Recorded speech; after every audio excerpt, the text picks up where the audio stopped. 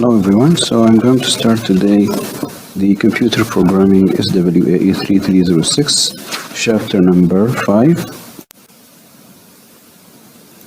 Now most of the time programming procedure executes sequentially with one line following the next.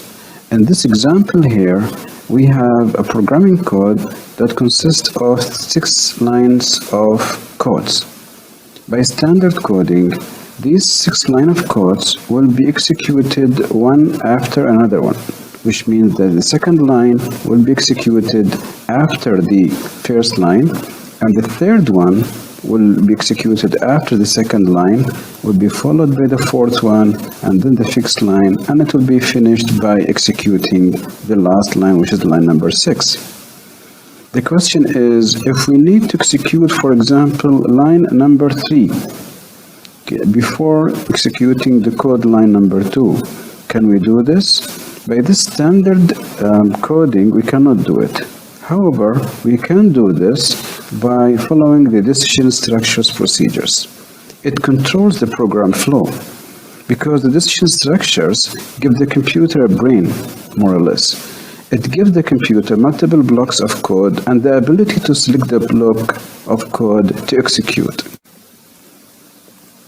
The decision structure procedure will give you as a programmer the privilege of adding control statements by which you can change the order of the instructions being executed. And the programming procedures can be controlled by different types of decision structures. The very first one is if-then else conditions.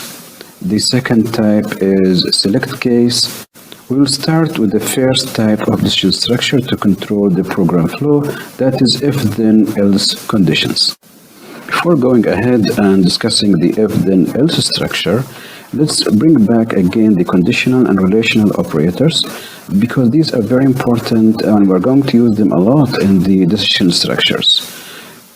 We usually write the equal to using this sign. We can use the same sign in coding as well for the equal to. Greater than, we usually write it using this sign. Again, we can use the same sign in coding. Less than, we usually write it using this sign. We can code it with the same sign. It's a little bit different with the greater than or equal to, because we write it using this type of sign. In coding, we cannot do this, but what we do, we start writing or typing the greater than sign and then follow it by the equal to sign. Less than or equal to, we usually write it using this sign. In coding, again, it's different. You start with the less than sign and follow it by the equal to sign. Not equal to, we usually write it using this sign. In coding, it's totally different. We start by the less than sign and then we follow it by the greater than sign. Another type of operators that are very important in decision structures is logical operators. They are AND, NOT, OR, and XOR. Let's start with the AND first. AND has two sides. If the first side of the AND is true, and the second side or condition of the AND is fulfilled, then the result of the AND will be also true. If the first side of the AND is true, but the second condition is not fulfilled, it's false, then the result of the AND will be false. If the first side of the AND is false, but the second side or the second condition is fulfilled, then the result will be also false. So if it's only one side is fulfilled truly, the result will be false for the AND operator. If both sides are false, it will be also false. So the only time that you can get a true statement or true result for the AND operator is when both sides, both conditions of the AND are fulfilled. If we go to the OR operator, if both sides of the operator are true, then the result will be true. If one side of the operator, either the first side or the second side, is true, then also the result will be true. The only condition that makes the result of the use of the OR operator false is when both sides are false. So all the other three conditions will give you the true results. XOR is different. When both sides have same type of response, either true true or false false, then the result will be false. However, if you have satisfaction in one side of the XOR operator, then the result will be true. For the NOT, it's a little bit easier. If you want to get the opposite of true, then you just type not true, and the result will be opposite, which is false. And vice versa, if you want to get the true result out of a condition, then use not false, then the result will be true. Okay, coming back to the decision structure, and we said we'll start with the if then else structure. The if statement in coding has different format. The simplest one is a one line of code. You start first with if, you follow it with a condition, and then you type then, and you follow it with the response of the condition, that is the expression. For example, you start first if, and let's say if the light is green. So the condition here, the light becomes green. What will be the consequences or the result if the light is green? You place it, you type it after then. And here the result is go. So if the light is green, then go. The same example, but with different type of coding, that if you place the expression not immediately after the then in the same line, and you place it in the second line, then you will have the second format of the if statement. So you start with if, and then the condition, then without anything after then, the expression will be typed in the second line. That will be here the location of the expression. If you do it this way, the expression is in different line than the if then you are creating here some kind of a block. You are creating some kind of a block. When you create a block, you have to finish it with end if. This end if is not needed if you type your expression directly after then and your if condition is in one line. But if you have a block where the expression is different line than then, you have to finish it with end if. So you start with if and you finish with the end if. So let's do this example. If you get an A, that's the condition. What will be the consequences? What will be the result? It should be after then.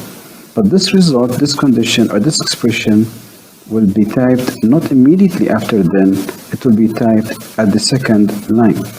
So if you get A, then you will be hired.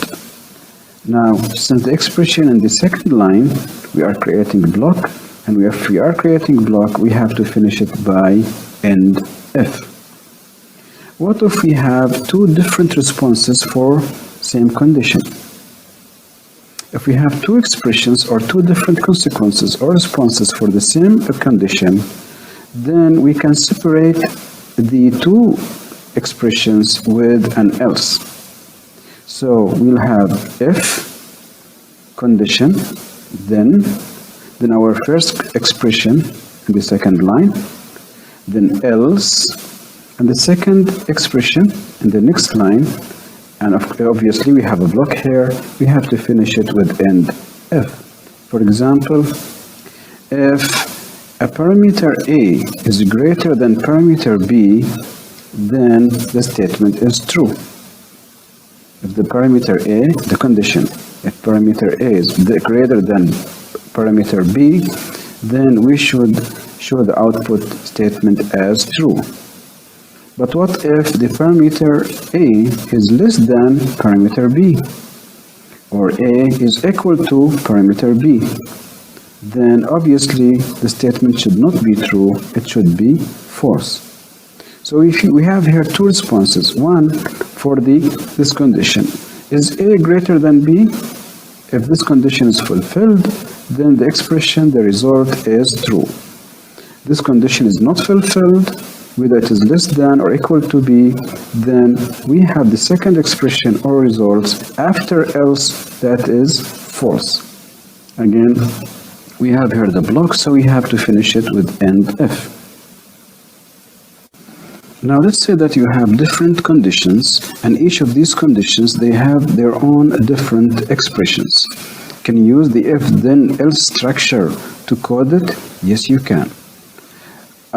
This can be done by something called stacked if, by which you create for each condition and its expression a block. So for the condition 1, it has its own condition, its own expression.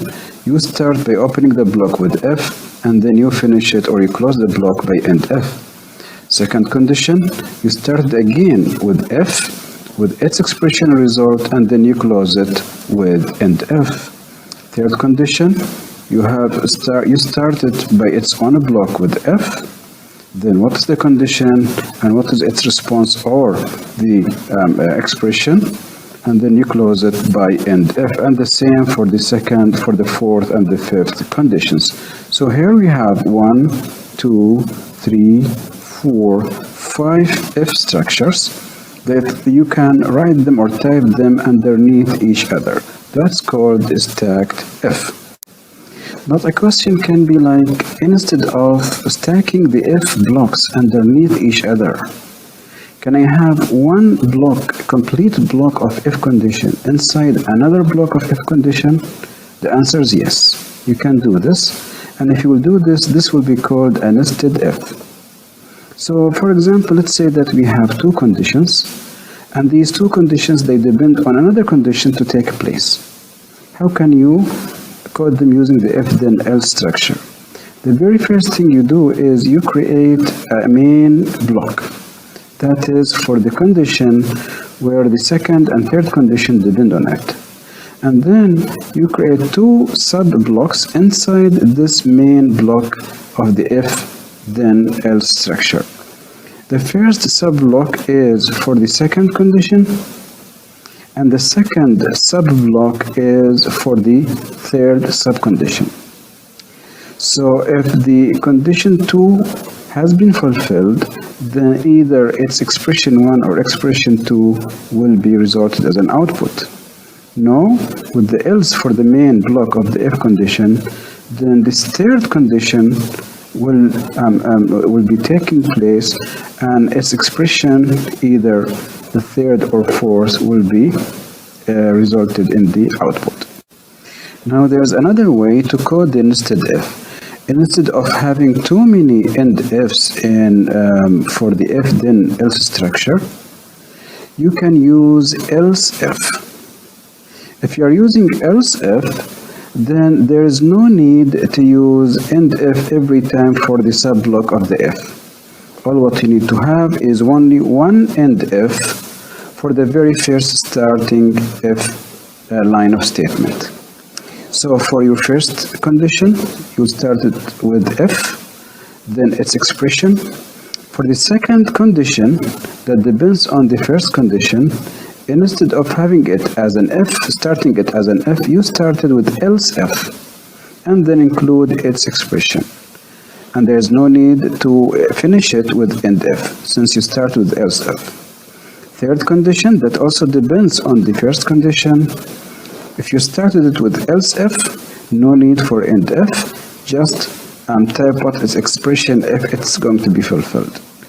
To finish the block, just type end if, and this will finish the main block without having too many end if.